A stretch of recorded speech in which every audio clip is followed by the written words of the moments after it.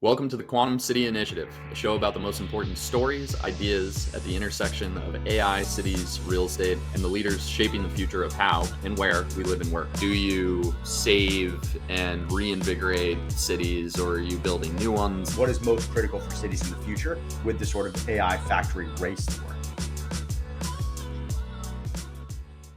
Mic check. Mic check. Welcome to the show. Episode 32 of the QCI show. Here we are. The sun is shining. What a time to be alive. Chase, how you doing today, man? I mean, finally, the sun's shining. We'll take it. You know, there was an interesting report out where Massachusetts is, where we film. It's in a drought. We have a drought. Yet we got 97 feet of snow this winter, and it's been pouring rain and cold the past couple of weeks. How are we in drought? Here we are, episode 32. Last week was the highest rated episode in the history of the show. I have no idea if that's true because I don't look at the analytics that Justin sends us. However, we do believe it is true. Before we get started on today's show, we have a live report from the field. We had some amazing folks at Real Comm this week. Real Comm is arguably one of my favorite conferences for commercial real estate. Chase, you've been a couple of years. It's got to be one of the best. Yeah, as the way conferences go, it is. Not a big conference guy, but yeah. I'm a big conference guy. Not afraid to admit it. I love it. You do well at those. I liked it when it was in Vegas. Tampa was fine. Savannah, Georgia was a little iffy. It was in San Diego this year. The best thing about it is friends of the pod, Robert Enton and Todd Januzzi, put together an incredible golf tournament at the pre-conference, but live report. And we had some really good folks there. We had some folks, Adam, Will, Meredith, Tim, Rachel. We had a number of folks there, and I think they're flying out today. But report from the field today was that it was lighter attendance than usual. Not a great trend for the conference folks. Is that, because I was at RetCon in Vegas in the fall, and it was all residential, and there was not a lot of commercial real estate folks. And the talk was that was lightly attended. Now here we are with Real Comm, which has always been an absolute bash. Our conference is over? Oh, no.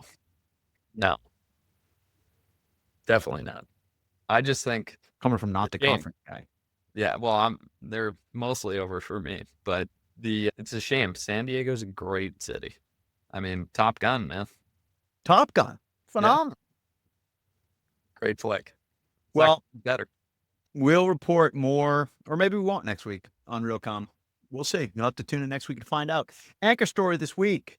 Smart money is buying office again. Okay, yes, we do like to say office is back, office is not back. Fine.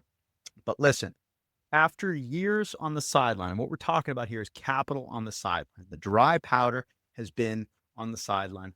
Money is going back to work by the institutional giants. Okay. SL Green, BXP, Vornado, Nardis, they're all coming back into the office market, which is great. Even some of our customers, LBA, we know that we've talked about this on the show before.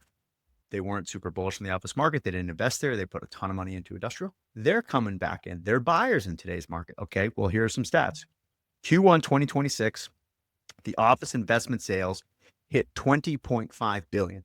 Up almost 40% year over year. This comes out of the Avison Young Q1 2026 report, which was absolutely great. So, Chase, what's your take on this? Are we just buying at the bottom? Are we buying because prices are low? Are we bullish on folks that are closing the experience gap? What's going on here? I think this is pretty much the same thing we've been talking about all year. If you're in the right location and you're going to be, you pass the Friday test, which in New York, you got a lot of firms bringing people back on Fridays and, it's premium stock.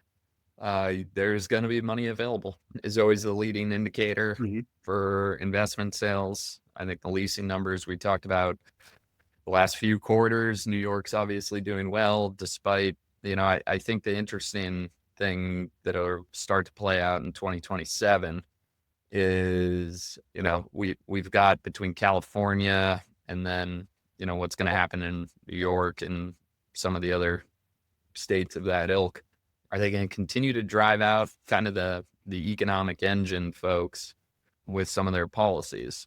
New York, so resilient for a lot of reasons, economic dynamism being the primary, seems to be just powering through for now. The Friday test is interesting. I like that one. I don't think I've heard that from you. The other thing about New York is they're building. We're building. Commercial real estate's building. According to the Davis and Young report, they're tracking 10 million plus square feet of new office development underway in Manhattan. So we have been not naysayers. We talk a lot about the red tape here in the States. We talk a lot of red tape here in the blue states. This is a decent trend in that there's 10 million square feet of office development underway in Manhattan. I don't know how long it's going to take to get those finished, but that's also very promising to what you're talking about here. Yeah, I mean, we got to build new. I think, every one of those dollars that's flowing is pretty much flowing to the same 10% of stock. It's the K curve that we have talked about. It's not helping that bottom 20-30%. So it's a tale of two cities, truly. It truly is. So I know we mentioned BXP, and this is a formal invite to our buddy Brian Coop. Let's get you on the show, Brian. You've been nice in my emails. I know emails, it's a tricky thing for you. You're that successful. But come on, man, let's go. Let's get you on the show. Let's get talking about here. Anyways, let's go to Rex U. We just talked about money flowing into office. Now, I wrote a piece. I looked at some data, wrote a blog. I'm a blogger now, Chase. And I wrote a piece about the office necessarily as a whole, as a unit, is not necessarily back, but the meeting room is. And, my take on that was it all matters. You talk about Tale of Two Cities, right? Well, within that, and the micro trend that I'm trying to hone in on is how people are truly utilizing the space is the deciding factor of whether they'll earn the commute or not. So you talk about the Friday test. Well, why would folks come in on a Friday? Well, if your boss tells you to come in on a Friday, you're probably going to come in on a Friday. Fine. However, vacancy trends, everybody still knows it's the midweek, but why are people coming to the office? People are coming to the office because they're lonely, because they want to meet, because they want to collaborate. Is this new? This isn't new. As a society, Chase, COVID brought us all apart. We need to come back together. The meeting rooms and the way the offices are utilized, they're going to bring us back together. The rooms that require other people are going to do well. So you see that in the numbers that I think you got listed here. Office Space Software, very literal name, which does a lot of room booking. I believe here we've got 954 companies, almost 4 million employees, 116 million square feet. Desk bookings up 8%. They've got room bookings looking like they're growing at more than 2x the pace of desk bookings, right? Not surprising. When people go in, the point is to be around other people. But at one point, and you used to quote this in some of the articles, you're a big media guy, nap pods and sleep pods, according to our internal HQO and Leaseman data, were once the most popular and utilized features a couple of years ago. Okay, right? Maybe people were just asleep at the wheel. Maybe they were asleep at the office. I don't know. Now what you're seeing is it's all about booking space, resource booking space. It's all conference rooms. That's all people are doing. They're coming to the conference rooms. Yeah, I think the nap pods do exceptionally well in New York City, where you've got the iBanking and more broadly the professional services culture where they're working around the clock. I don't think the nap pods are crushing in the Sun Belt. I don't have data to back that up, but that would be my guess. The offices that are going to win, and this is where it's going to continue to exacerbate the K curve, is the way that inventory is used is going to be far more transactional for those in-person collaboration meeting type use cases. So you're going to be able to get more use out of the same building, which is going to take from demand of the other buildings. And we talk about this a lot, but the kind of traditional lease term and the contractual terms the industry runs on is the biggest blocker right now of what I think is suppressed demand. So when you make something easier to buy, purchase, use any in any product or service, demand tends to go up. And the industry, for underwriting purposes, and you follow the capital stack up, they're limited in how much they can kind of lean into this new use case. But some smart enterprising person is going to find a way to finance a building that's going to be significantly more transactional space without necessarily getting into the trap that the flex folks get into in down economies. And they're going to probably make a ton of money. So let's talk about that for a second. I'm glad you went down this road. So what is that? So my original question for you was like, okay, so I'm a landlord and I'm looking at this data, I'm reading the reports. Okay, the capital markets are coming back. There's more dry powder going specifically to office. Okay, well, in order to get that capital, I need to make sure that I'm in a trophy or a Class A plus building. And then when you think about the actual utilization of the building, I need to know that I have a lot of collaboration spaces. I need conference rooms. As I'm thinking about structuring leases, you said I don't want to go down the trap of the flexible spaces in the flexible folks in down economies. How can I prevent that? If I'm a landlord coming to market, or I want to take a handful of floors and I want to utilize them in maybe shorter terms, like I believe you're talking about shorter terms, more collab space, more conference rooms, more flexible offerings. How do we create a winning model there? You got to take more of the building footprint, and you got to kind of diversify the use case. I think one thing commercial real estate, particularly these top players that we've been talking about where the dollars are flowing, they do a good job of targeting stable tenant types. They're also doing a good job of building out they have the capital to build out the product that has the diversity of use cases. You need certain dedicated space that's going to look more like the traditional lease concept. They have the amenity centers, the flexible use cases. I think the groups that can figure out, where flex has gone sideways in the past is they tend to target the small companies that much more easily go out of business.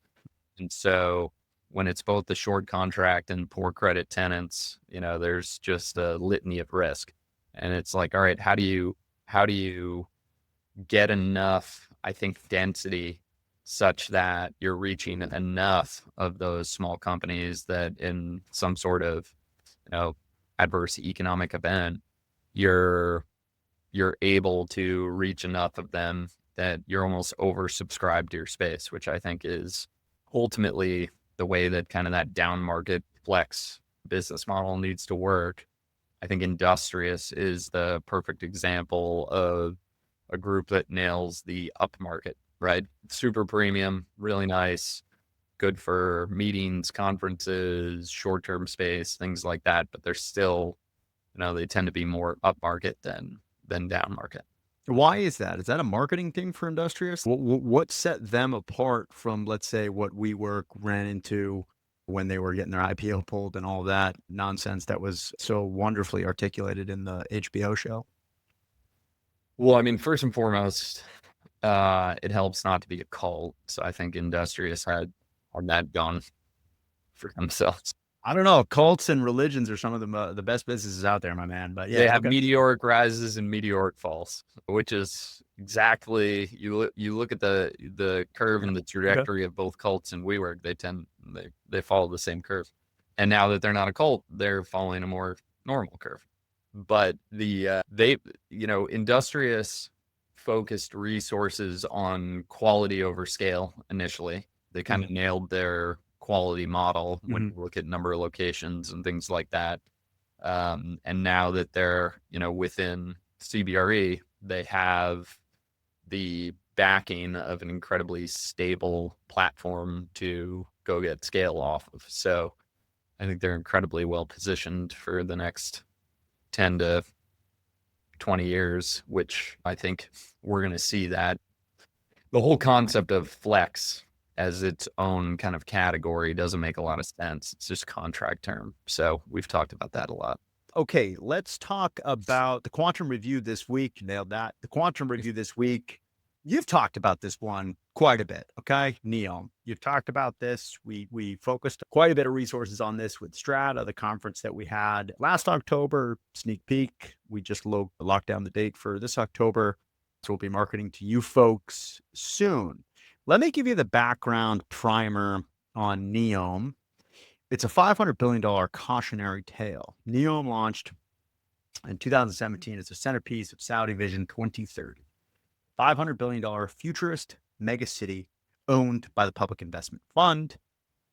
Signature piece, The Line, was a 170-kilometer linear mirrored city meant to hold 9 million residents by 2045.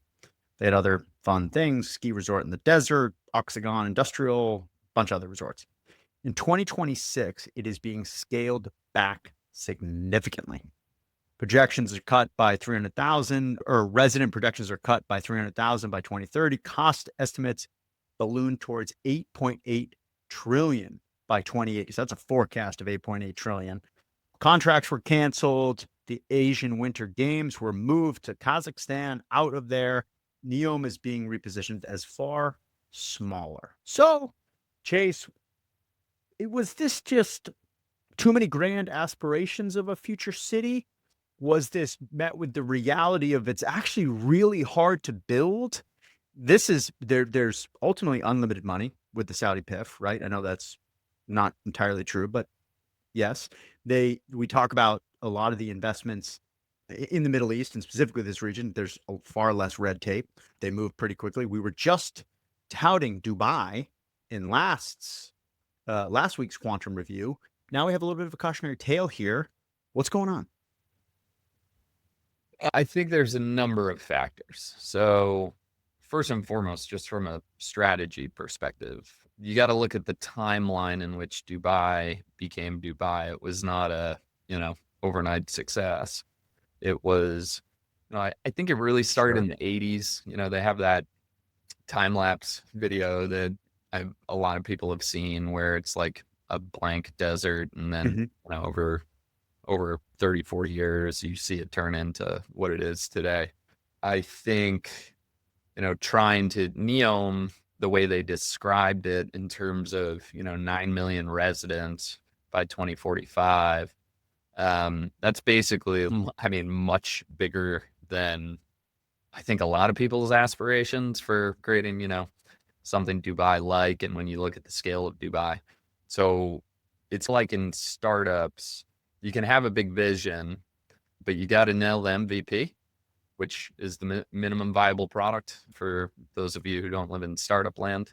And I think they bit off more than the MVP, right? The line was the piece of NEOM that I think got all the attention. It's literally one big line. I don't know how wide it was, but everybody should go look at the renderings. Essentially the way to think of it is like the longest building ever laying on its side. It had essentially subway transportations in the walls. It's like mirrors on the outside that were going to absorb solar energy, whatever.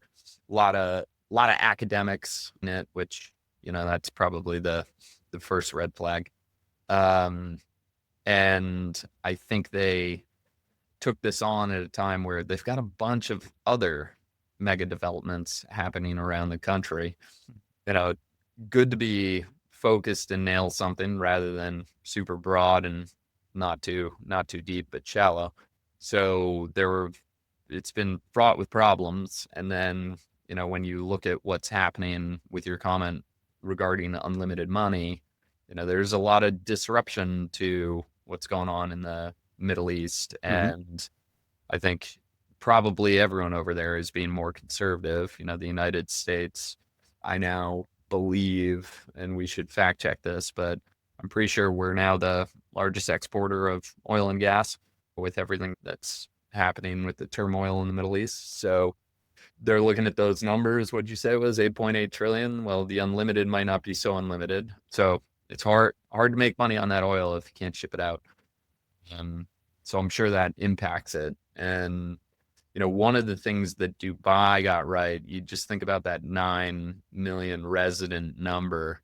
I think that only comes with the loosening of, some of the social policies. Dubai has done a very good job of bringing people in from the West and different areas of the world that are looking for more freedom. I don't think Saudi is in the same place that the UAE is from that perspective. They're doing a ton. I mean, I think what they are doing very well, obviously, is from a national policy around building compute and modern infrastructure. They're doing a lot in data centers, so they're doing well.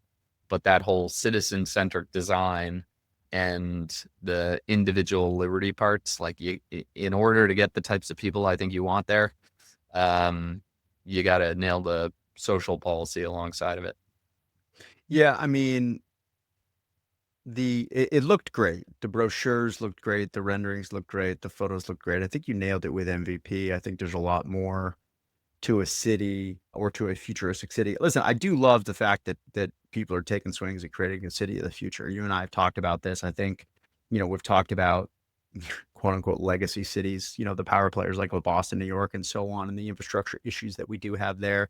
I would love to see what a futuristic city, if you could start today, is, right? And that's effectively what they were trying to do here. Yep. With NEOM. One thing that really bothers me is, so there's an Office episode where they do the Meredith fun run for rabies. You know that episode? I do. So okay, so you probably wonder where I'm going with this. Well, I do. I'll clue you in. So there's a race, and they do a 5K for rabies. Okay, they start at the office, Dunder Mifflin, and they do a 5K. Well, naturally, what you would do, because it's efficient, is you'd go out 2.5K. And you'd come back 2.5K, right? So you do like a circle, okay? Sure. Well, Mindy Kaling, I forget her character's name, but she was in charge of the route. Toby won the race, and it was 5K out away from the office. And Toby's like, okay, great. What do we do now? And he's, where are we? And she's, I don't know, we're 5K from the office. So my point here is, how efficient is a line? How efficient is a line of a city? I don't understand. So I go out, and then I have to come back. I fundamentally do not believe it. Like Manhattan's blocks. Okay, I understand blocks.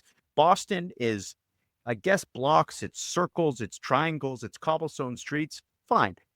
A line? What? I don't get it. End to end, my man. I guess you see, you get all the way to the end. You go. You got to come back. Yeah, you go back. It's like going up and down the avenues in Manhattan. Yeah, but I can go right and left. They might have added another line if it hadn't fallen into the desert. Ooh, multiple lines. Listen, I think the Office fun run for rabies. I think that analogy played. I think people were probably visualizing the exact same thing I was. Probably. When thinking about the line. I don't know. I don't think they thought it through.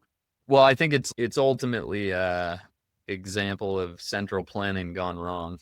Because it's not central, it's a line. Like a circle would have been better. Yeah. The kingdom wanted it. They were like, we're gonna do it.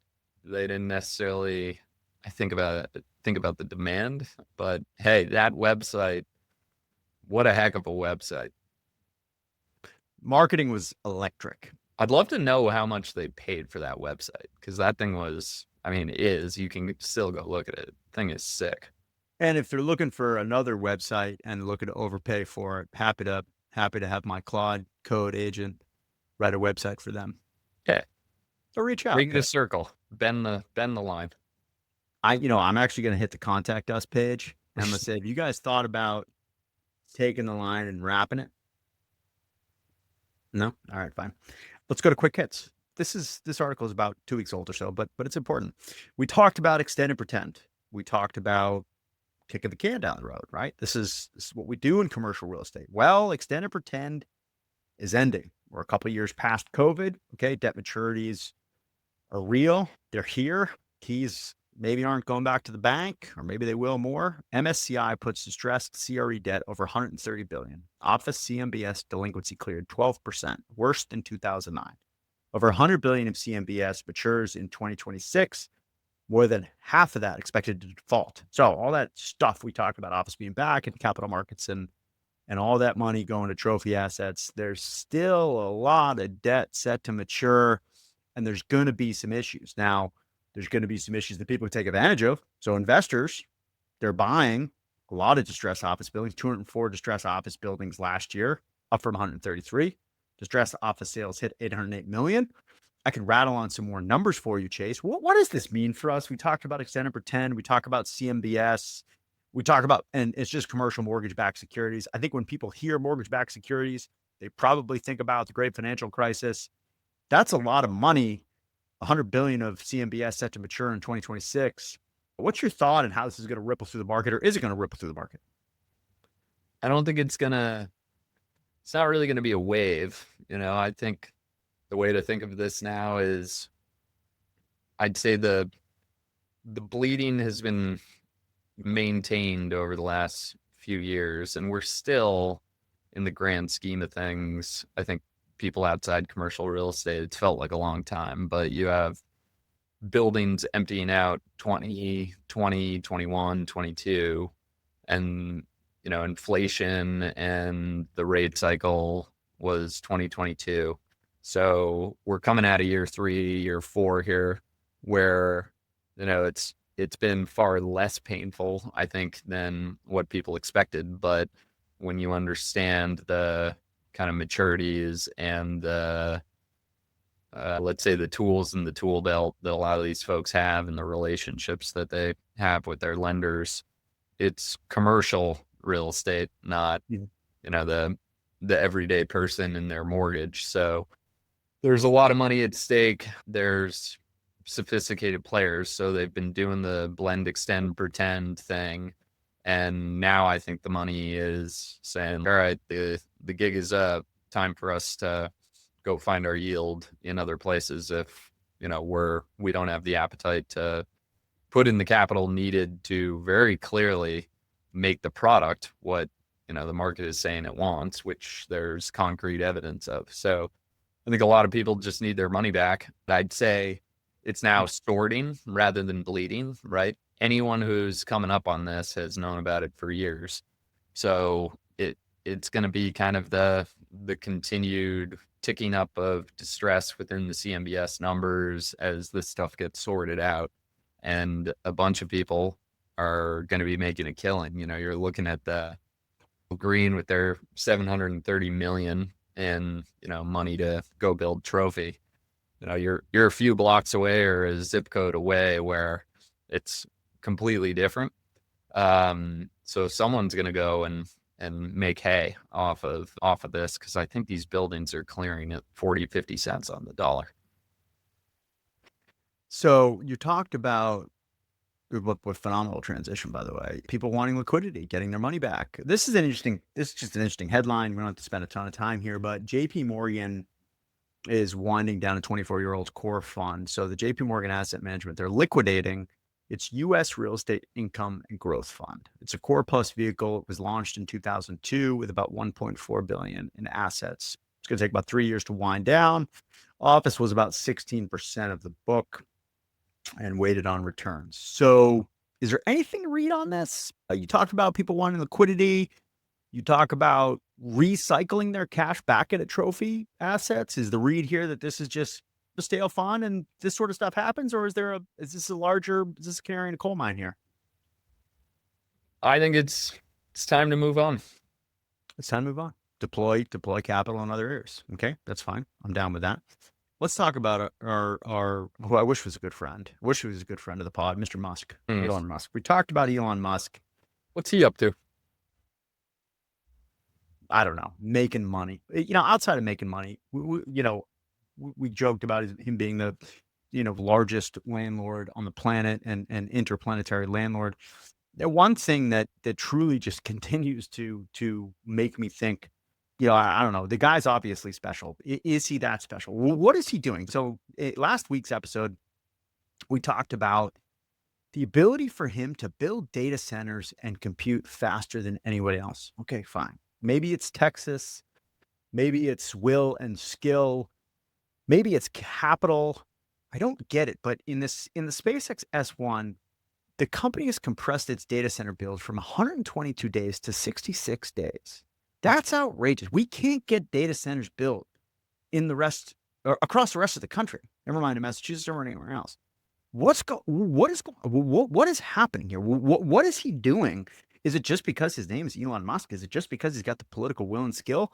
This, to me, is the most fascinating element of all of SpaceX. Not the trillions of money he's going to make, not the fact that he's a modern day rocket man, not the fact that he's powering the internet, whatever that Starlink. That's incredible. It's the fact that he can build faster than anybody else. Turn this man loose across the board on not just data centers. What's the question? Why traditional operators can't match it? Why can't they? Oh, I mean, Well, not even traditional operators. if anybody had that answer, he wouldn't be who he is. But I do think it's interesting for people to understand how he operates. He's got something called the algorithm where, there's 5 steps to his algorithm where the way he runs, it's fascinating because you think about everything that he's doing and you're like, how, just from a pure bandwidth perspective, how does he do it? And basically he thinks of everything in assembly lines and bottlenecks, and he typically just finds like, all right, what's the biggest thing blocking, whether it's Starlink or something within SpaceX or XAI or Tesla or Boring Company with the tunnels. And he kind of goes right to the source of whatever the biggest issue is, and tends to think through, his algorithm kind of dumbed down, which it's not complex, but he's all right, let's make our requirements less dumb.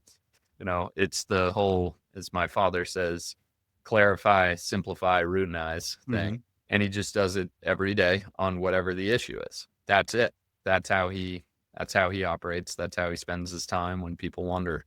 Clearly, that kind of way of operating compounds. It's maniacally efficient.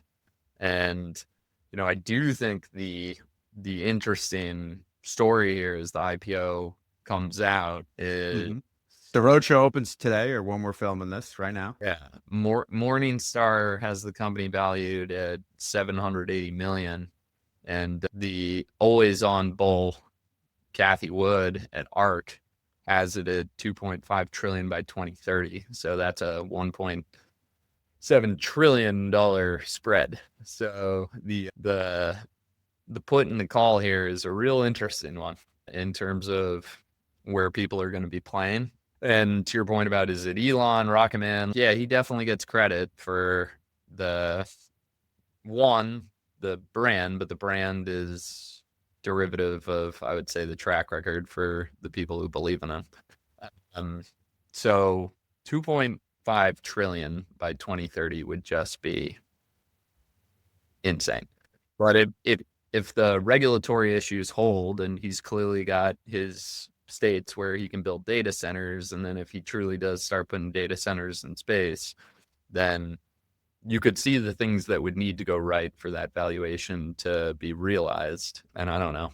I wouldn't count them out. I don't. It's too many big numbers for me. I don't understand any of the valuations at this point. Anthropic just passed OpenAI as the most valuable private AI company. They announced a 65 billion Series H, buying the company at 965 billion. Dude, these numbers are too big for me. I thought I was a smart guy. $1.75 trillion IPO. OpenAI, Anthropic raising these Series H's to 65 billions.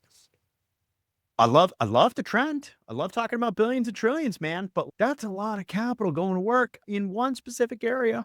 I don't have a question for you. You like questions. It's just an observation that there's a lot of money going out. I mean, yeah, it's when you look at the impact economically, there's a lot riding on AI. Well, let's put it that way. There's a lot riding on it. Yeah. Next quick hit, the power build out.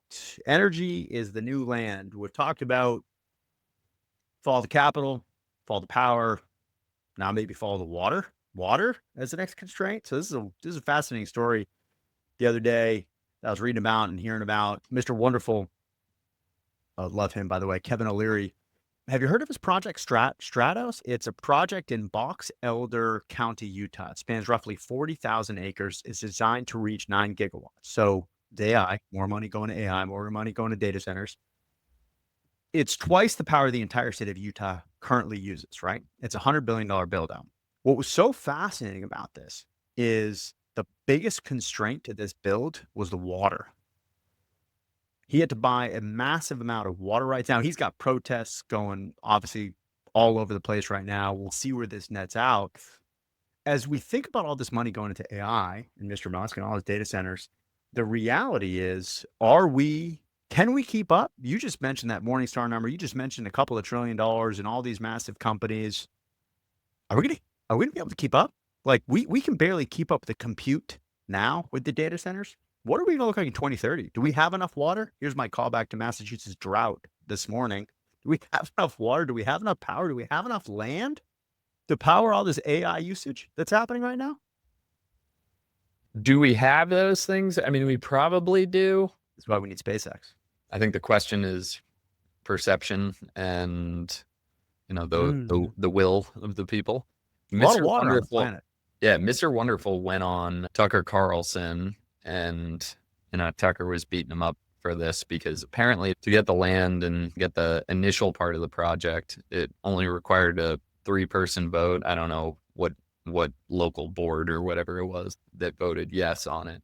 But interesting debate and argument between the two of them for people who want to go watch it. Predictable stances from both sides. Tucker is very anti-AI and obviously selling his book. But I do think the question is, you know, we keep repeating the same thing here, which is everyone's doing these mega projects, and, you know, what you got to take what the defense gives you. How do you make these more palatable to people? You know, whether the disruption is real or more perceived or more likely some gray area in between. Now, how do you figure out a way to develop a model that people will go along with? The Utah stuff is fascinating, though, just how big of a piece of land, and, you know, they're emphasizing I mean, he was like, it's 8,000 acres of, you know, preserved nature. You're like, well, 8 of 40, you know, so that's 20%, my man.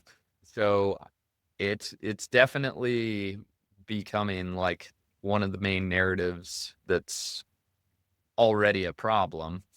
And I'm just surprised at some of the tone deafness from people that, you know, the adversaries of the data centers have clearly figured out the playbook to get these things canceled, because a bunch of them are getting canceled here in 2026.